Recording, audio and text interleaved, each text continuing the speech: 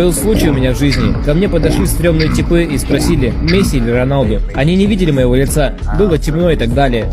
А я хз что ответить, это как русская рулетка. Очко заиграло, базарю. Их 4 было. Что у них на уме, я не знаю. Но ситуация выглядела небезопасно. В общем, я сказал Мбаппе, учил песню черепашек ниндзя, врубил максимальную скорость и просто убежал. Рожденный бегать пизды не получает.